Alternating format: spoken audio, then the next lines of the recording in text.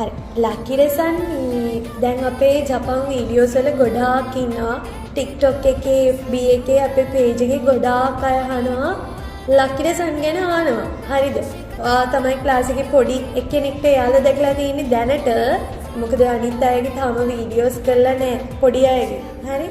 එතකොට මේ ලකිරසන් කියන්නකෝ ඔයා දැන් 6 වසරේ නේ 6 වසරේ ලකිරසන් ඉන්නේ අපි ස්කූල් එක මෙන්ෂන් කරන්නේ නමුත් මොකද ලකිරසන් යන්නේ කොළඹ ජාතික පාසලකට යන ළමයි. හරි මම ස්කූල් එක මෙන්ෂන් කරන්න යන්නේ නැහැ. නමුත් ඔයාගේ ස්කෝලෙත් මොකද වෙන්නේ? ජපන් භාෂාව තියනවානේ. ජපන් භාෂාව එයාට තියෙනවා. එතකොට ලකිරසන් කියන්නකෝ අකුරු මුකුත් දන්නේ නැතුව දැන් ජපන් ඉගෙන ගන්න. ඔයාගේ එක්ස්පීරියන්ස් එක කොහොමද? 6 වසරේ කෙනෙක් විදියට ඔයා මොකද දකින්නේ කොහොමද? ජපන් ඉගෙන ගන්න එක හොඳයිද නැද්ද? මොකද්ද? හොඳයි. ඇයි ලකිරසන් ජපන් ඉගෙන ගන්නේ? කැමති නිසා. ජපන් යන්න ඕන කියලා අරමුණක් තියෙනවා නේ. හරි. එතකොට දැන් ලකිරසන් අපේ ක්ලාස් ඇවිල්ලා ඔයා දැන් කොච්චර කාලයක්ද? මට මතක නෑ ඇත්තට. කොච්චර කාලයක්ද කියන්නේ? මම මතක නැද්ද? මාස 3ක් වගේ කාලයක්. මාස 3ට මම හිතන්නේ වැඩි.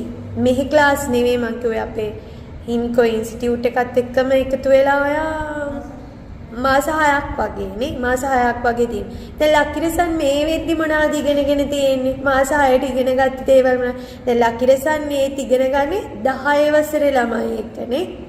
O level batch එකේ ළමයි එක්කම ඒ පෙළ පොතම කරගෙන යනවානේ. ඊට අමතරව ජපන් ඉගෙන ගන්න. එතකොට මොකද්ද ලකිරසන් මොනවාද මේ හිරගනා ඉගෙන ගත්තනේ. තව මොනවද ඉගෙන ගත්තේ? අකුරු වලින් ඔයා කරේ මොනවද? කතගනා කළා. ඔව් හිරගනා කතගනා කළා. තව මොනවද ඉගෙන ගත්තේ? ඉලක්කම් ඉගෙන ගත්තා. නේ පවුලේ සමාජිකයන් ඉගෙන ගත්තා. තව මොනවද ඉගෙනගෙන තියෙන්නේ?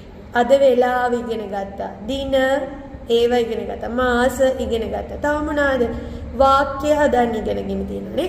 හරි. මම නිකමට අහන්නම් ඔයා මේ කියන ඒවා හරි වුණත් වැරදි වුණත් කමක් නැහැ. හරි?